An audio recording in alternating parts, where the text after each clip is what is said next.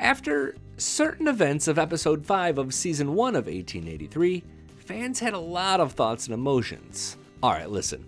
Most people were pretty gutted by the death of an absolute gem of a character, and in just a few seconds I'm going to reveal who that was, so this is your warning. If you don't like the spoilers, get on out of here.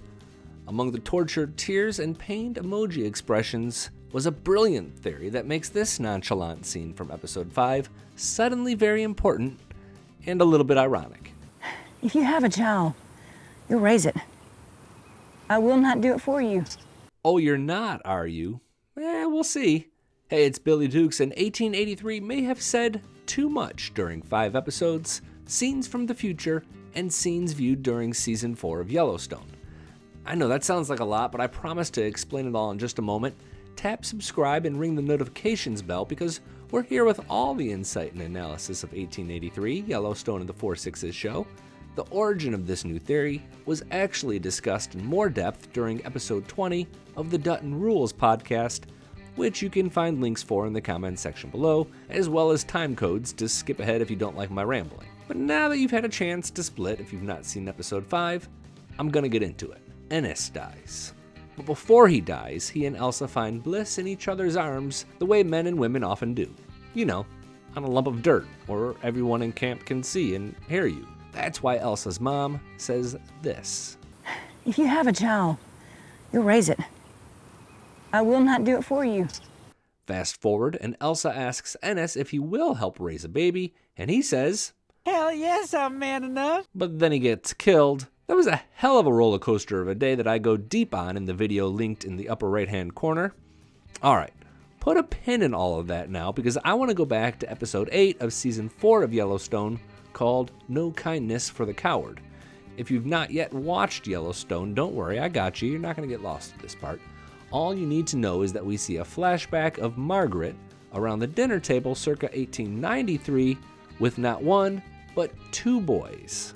One is pretty obviously her son, John Sr. We figured the other one was too, although come to think of it, she seemed a little bit old to be making babies at that point. The little boy seemed to be what? I don't know, 10? Which means he was born in like 1883. But wait a second here, Margaret definitely isn't pregnant on this show, so who?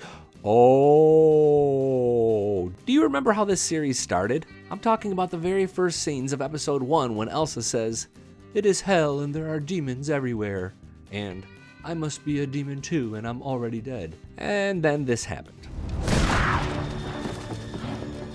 That looked pretty fatal, didn't it? I mean, they don't even have someone who can cook on the trail with them. I can't imagine they have a surgeon to fix a hole in Elsa's gut. By now, I think you kind of know where I'm headed with this.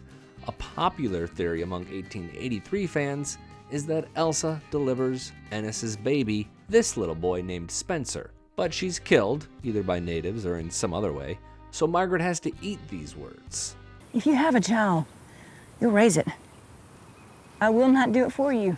That would explain why in both of the flashback scenes, we didn't see Elsa, just the 2 kids all grown up. What do you think? Does this make sense? Let me know in the comment section below. I think it fits the theme of the show, which is to kill everything you love. Elsa is pretty lovable, so like Ennis, she's gotta go. I will add one alternative theory, however, in the interest of being fair-minded and maybe to hedge my bet. When he appeared on the Yellowstone podcast with Jefferson White, Tim McGraw admitted the 2 Yellowstone flashback scenes he appears in were filmed before the show 1883 was even a thing, and certainly before he was cast a star in it. That was just supposed to be a cameo appearance. So it's possible that the character arc for Elsa was not fully played out yet. I kind of like this theory better. staff@tasteofcountry.com is the email address to keep this conversation alive, and if you love going deep like this, you'll really enjoy the Dutton Rules podcast. We talk 1883 and Yellowstone at least once each week, usually twice. Links in the description section, and be sure to tap subscribe, push the bell, and do all the things before you go. I'm Billy Dukes for Taste of Country. Thanks for watching.